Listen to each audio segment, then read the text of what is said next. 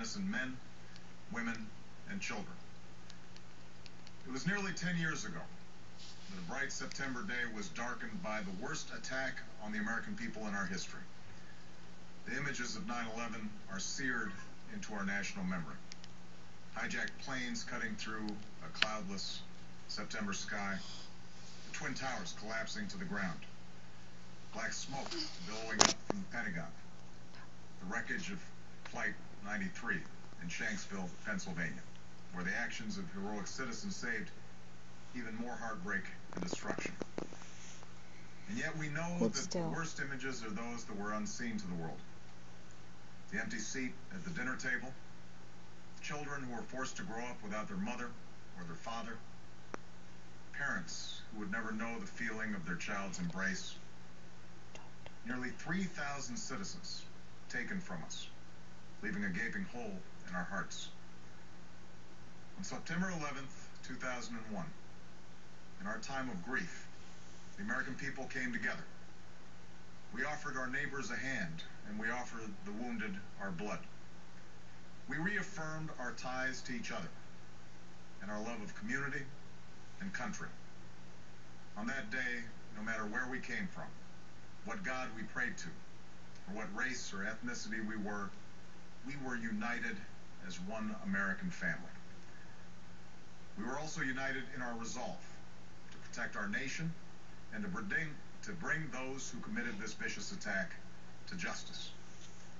We quickly learned that the 9/11 attacks were carried out by Al-Qaeda, an organization headed by Osama Bin Laden, which had openly declared war on the United States and was committed to killing innocents in our country and around the globe.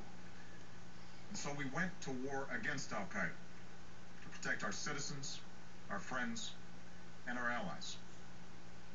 Over the last 10 years, thanks to the tireless and heroic work of our military and our counterterrorism professionals, we've made great strides in that effort. We've disrupted terrorist attacks and strengthened our homeland defense. In Afghanistan, we removed the Taliban government, which had given Bin Laden and Al-Qaeda safe haven and support. And around the globe, we worked with our friends and allies to capture or kill scores of Al-Qaeda terrorists, including several who were a part of the 9/11 plot. Yet, Osama Bin Laden avoided capture and escaped across the Afghan border into Pakistan. Meanwhile, Al-Qaeda continued to operate from along that border and operate through its affiliates across the world. And so shortly after taking office, I directed Leon Panetta, the director of the CIA, to make the killing or capture of Bin Laden the top priority of our war against Al-Qaeda, even as we continued our broader efforts to disrupt, dismantle, and defeat his network. Then, last August, after years of painstaking work by our intelligence community, I was briefed on a possible lead to Bin Laden. It was far from certain, and it took many months to run this thread to ground. I met repeatedly with my national security team as we developed more information about the possibility that we had located Bin Laden hiding within a compound deep inside Pakistan. And finally, last week, I determined that we had enough intelligence to take action and authorized an operation to get Osama Bin Laden and bring him to justice.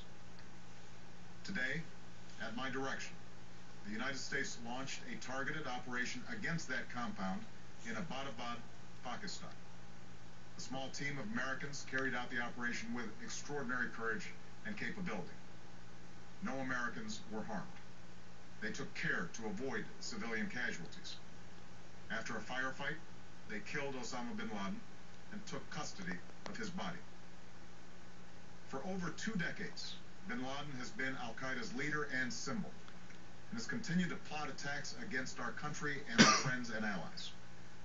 The death of Bin Laden marks the most significant achievement to date in our nation's effort to defeat Al-Qaeda. Yet his death does not mark the end of our effort. There's no doubt that Al-Qaeda will continue to pursue attacks against us. We must, and we will, remain vigilant at home and abroad. As we do, we must also reaffirm that the United States is not and never will be at war with Islam. I've made clear, just as President Bush did shortly after 9/11, that our war is not against Islam Bin Laden was not a Muslim leader. He was a mass murderer of Muslims. Indeed, Al-Qaeda has slaughtered scores of Muslims in many countries, including our own. So his demise should be welcomed by all who believe in peace and human dignity. Over the years, I've repeatedly made clear that we would take action within Pakistan if we knew where bin Laden was. That is what we've done. But it's important to note that our counterterrorism cooperation with Pakistan helped lead us to bin Laden and the compound where he was hiding. Indeed, bin Laden had declared war against Pakistan as well and ordered attacks against the Pakistani people. Tonight, I called President Zardari, and my team has also spoken with their Pakistani counterparts. They agree that this is a good and historic day for both of our nations. And going forward, it is essential that Pakistan continue to join us in the fight against Al-Qaeda and its affiliates. The American people did not choose this fight. It came to our shores and started with the senseless slaughter of our citizens. After nearly 10 years of service, struggle, and sacrifice, we know well the costs of war. These efforts weigh on me every time I, as Commander-in-Chief, have to sign a letter to a family that has lost a loved one, or look into the eyes of a service member who's been gravely wounded. So Americans understand the costs of war. Yet, as a country, we will never tolerate our security being threatened, nor stand idly by when our people have been killed. We will be relentless in defense of our citizens and our friends and allies. We will be true to the values that make us who we are. And on nights like this one, we can say to those families who have lost loved ones to Al-Qaeda's terror, justice has been done. Tonight, we give thanks to the countless intelligence and counterterrorism professionals who've worked tirelessly to achieve this outcome. The American people do not see their work, nor know their names, but tonight they feel the satisfaction of their work and the result of their pursuit of justice.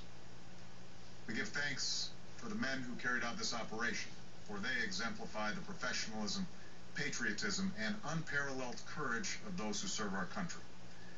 And they are part of a generation that has borne the heaviest share of the burden since that September day. Finally, let me say to the families who lost loved ones on 9/11 that we have never forgotten your loss, nor wavered in our commitment to see that we do whatever it takes to prevent another attack on our shores. And tonight, let us think back to the sense of unity that prevailed on 9/11. I know that it has at times frayed. Yet today's achievement is a testament to the greatness of our country and the determination of the American people. The cause of securing our country is not complete, but tonight we are once again reminded that America can do whatever we set our mind to. That is the story of our history. Whether it's the pursuit of prosperity for our people, or the struggle for equality for all our citizens, our commitment to stand up for our values abroad, and our sacrifices to make the world a safer place. Let us remember that we can do these things not just because of wealth or power, but because of who we are. One nation, under God, indivisible, with liberty and justice for all. Thank you. May God bless you. And may God bless the United States of America. President of the United States making the dramatic, historic announcement. It's all official now. Bin Laden is dead.